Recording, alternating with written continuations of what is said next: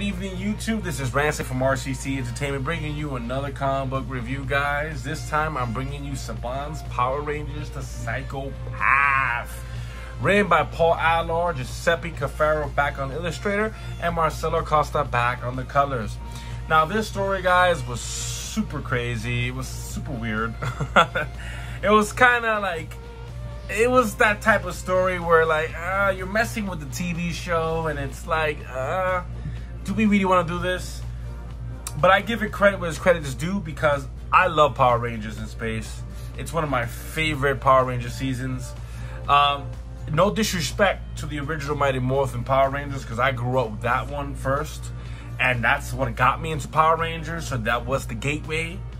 But I don't know, I love the In Space series, like the story and everything, and it was just so beautiful. It was just amazing to me. It reminded me of Power Rangers mixed with Star Trek mixed with a little Star Wars, you know what I mean? That's what the whole In Space series reminded me of, and I just loved it. It was like a space western, and I just love that type of style, you know, of Power Ranger storytelling. So I enjoyed it. Don't get me wrong, Mighty Morphin is the GOAT of all time. It will always be the GOAT. But I think In Space, to me, is like the second GOAT. You know what I mean? Even if there is not a such thing as a second GOAT in like anything. But to me, I think that's the second GOAT. But the story, it's pretty amazing in some parts, but it's just, you know, it's just all over the place, you know. The whole aspect of the Psycho Rangers. Spoiler alert here, guys. Spoiler alert of the introduction to the Green Psycho Ranger. So the Green Psycho Ranger, as people are aware, basically was an agent from Dark Spectre. And Dark Spectre, you know, he was from the original team of, I think it was the Sonic Rangers, the Supersonic Rangers. And the Supersonic Rangers were a team... And the Green Ranger is an original character by Boom, who basically is one of those like rebellious guys, and he's up to something. Like once you can kind of tell he's up to something, and he pretty much sets up the Rangers to die, and you know, under Dark Spectre's influence, and he kills his team, and is recruited by Dark Spectre, and Dark Spectre told him that, and then when his supersonic Morpher got corrupted and gave him some extra powers, and that's how he got created to become the Green Psycho. And with that aspect is that he went out there and did what he had to do to kill the original Mighty Morphin Power Ranger team. Well, he didn't kill them. Let me correct that now. He beat them badly. The Power Rangers somehow got the ability to bury him under the moon. So they could, like, he's buried under the moon, and then I guess generations has passed. Now he resurrects from the moon, and that's where the story of the Psycho-Path starts up at. So it starts off right there. It starts off, you know, the Green Psycho Ranger coming back out, going back to society, learning these new different things, learning that there's a new bunch of new Psycho Rangers that got digitized, and now he has to undigitize them to use them in his war. So they go to KO-35. And they go and start attacking KO-35 and start attacking civilians looking for Astronema. Now, we already know Astronema is converted to Corona at this point, because the timeline is probably before, I think, before the Lost Galaxy episode, I believe, or in between there, or the Power of Pink, around there. But around that time. So basically, you know, they're looking for Astronema. They're attacking people, hurting people, probably killing people at this point, because they, you know.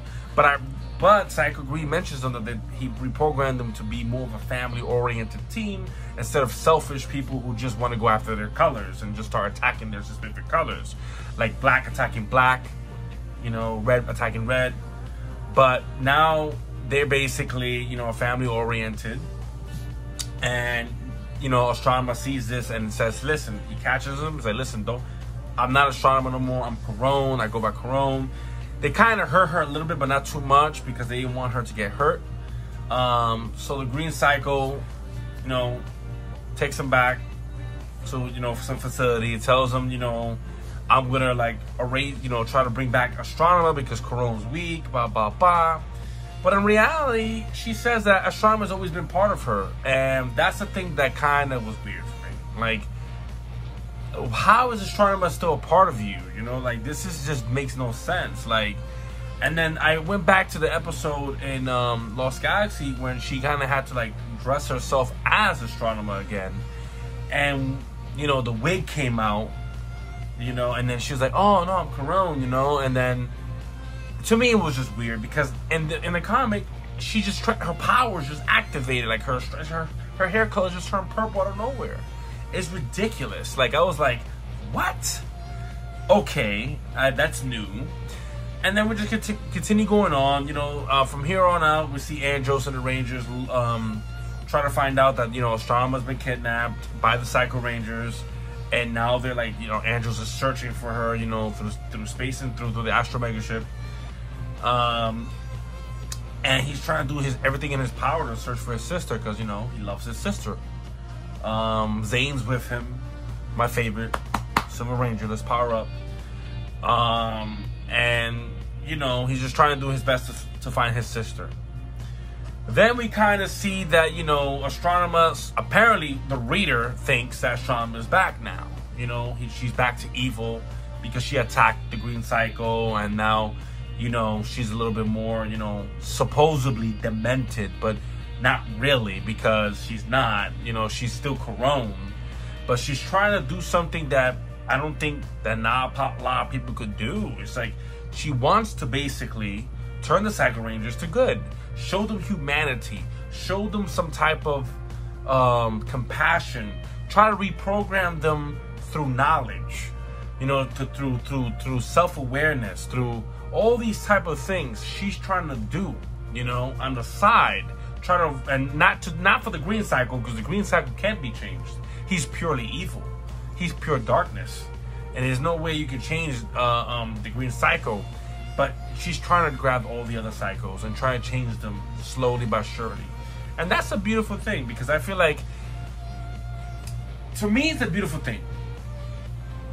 It's not necessarily completely beautiful, but it's kind of beautiful, because I like redemption arcs. I've always liked redemption arcs because as a species, we all, you know, some people have done a lot of bad things. You know, there's a lot of people out there who have done terrible things. But, you know, some people find faith.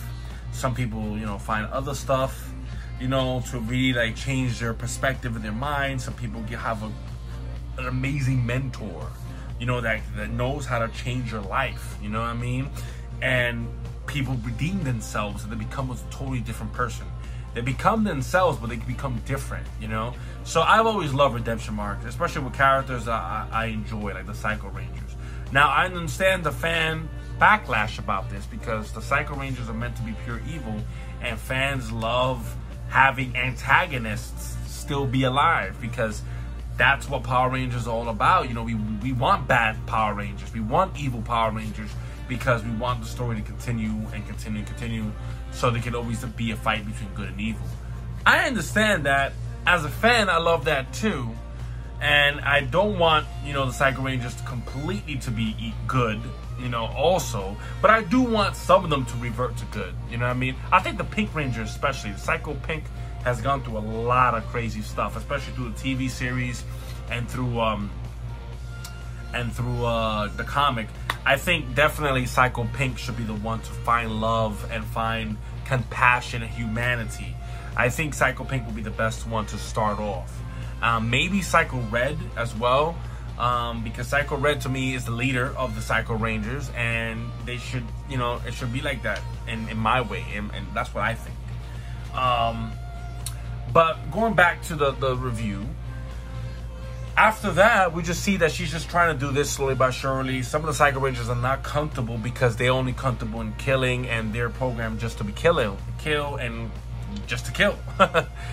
But Karone is like doing everything in her power to really show them, like, you know, movie clips and how does popcorn taste, and just giving them the small pleasures in life, so they can slowly get confused and slowly know that it's not always to do harm is always good. You know what I mean? You can always get other things other ways. like learning how to fight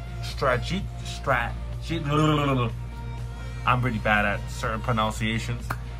Strategically, strategy based, you know, that's what I'm trying to say. I'm sorry guys if I butchered that word. Some words I can't really say. It's some speech impediment. But yeah, so I feel like Corone was teaching these rangers that, you know, like the Psycho Rangers, to learn how to battle in style and skill, and learning how to fight united, not just go for your certain color, you know. So I like that about that, you know. I'm not gonna go through the whole comment because that will be a very long video, but I'm just trying to skim through ahead. So pretty much she teaches them mostly everything that she can teach. Psycho Green kind of finds out, tries to, you know, tell her, I want to reprogram you again, Corone, blah, blah, blah, blah. Eventually the Power Rangers, you know, Andros comes in, and she explains to Andros, she finds Corone, because Corone's running now. She's running to a different room, and Andros finds her. And Andros tells her what's going on, why you did this, why you leave on your own will, because I think that she got kidnapped. She kind of left on her own will, because she had like a backup plan this whole time to do this. And she explains that to Andros, and Andros doesn't want to hear nothing about it. He just wants to kill the data cards. He wants to take the data cards. He doesn't want to destroy the data cards. He wants to take the data cards and to have the data cards imprisoned, so no one can ever, you know, do anything. And basically Ashram was like, no, they could change, they can do this, they can do that.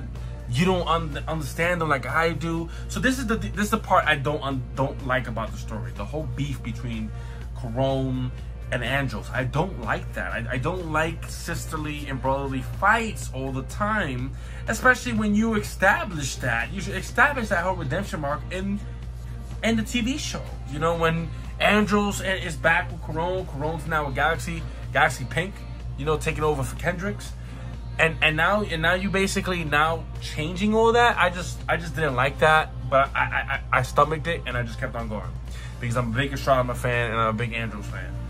So and I love Corone as well. So basically, I just stomached it and just kept on going through it. But eventually, she snuffs him, which is kind of messed up.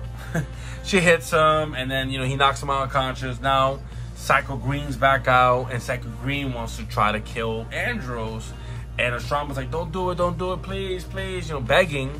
And you know, Psycho Green's not gonna listen. He's an evil bastard. So what happens? Psycho Pink attacked Psycho Green, knocked him out unconscious, and you know, eventually Corone tells her, listen, thank you for everything, but I'm gonna probably have to kill you. And then all the other Psycho Rangers come in, because the Psycho Rangers plant a trap to the other in Space Rangers, put them into a trap for the first time. So now the Space Rangers saying, whoa, these guys are smart now. How they learn how to do this? So that's why the Psycho Rangers came back, and now they all surrounding Corone, and Corone's like, listen, I gotta reprogram you. And they're like so pissed off at her, because how you gonna reprogram me? Why are you gonna reprogram me? We've been through this over and over and over again. Reprogramming death, reprogramming death, reprogramming death. They're just sick and tired of it. So Corone had, you know, she later on she shoots the Psycho the data cards, and she gives them a choice. She gives them a way for them to learn by themselves, you know. So they, you know, and she gave them names, which is awesome. And I know one is called Axe, the other one's called man, I need to remember the names. Yellow is Axe. We got Pink, which was a weird name. And then Virgil was the Red Ranger. I don't remember Pink. Corporia? If anybody could correct me down in the comments, please do, guys. I just, you know, I had them memorized, but then now I just lost them. So I'm sorry about that, guys. But yeah, you know, she gave them the free will to live on their own. Once Andros found out about that, he was pissed. He was pissed because he did not want her to destroy the data cards, you know, and he was upset. And that's where the story goes, you know. Like, we find out that the Psycho Rangers are in their little ship. The Green Psycho's imprisoned. The Green Psycho Rangers have some dark secret thoughts saying that he wants to kill all the Psycho Rangers for betraying him, and he's gonna slip their, break their heads and break their skulls, and that's what he's planning to do. Will there be a sequel to this story? I don't know. Would it be great if they do? It would be great if they do, because I would like to see what happens next, honestly. Even though the story's all over the place, well, now that you have a story all over the place, I actually would want the story to be kind of connected back into pieces and connected back to a whole story that connects the TV part of this In Space series together, because I want to see more now. So I would love to see a sequel. I hope this is a sequel. I don't know if there will be a sequel. I'm an In Space fan, so I would love to see some more In Space stories come out. Same thing with Lost Galaxy. I would like to see some Lost Galaxy stories come out as well.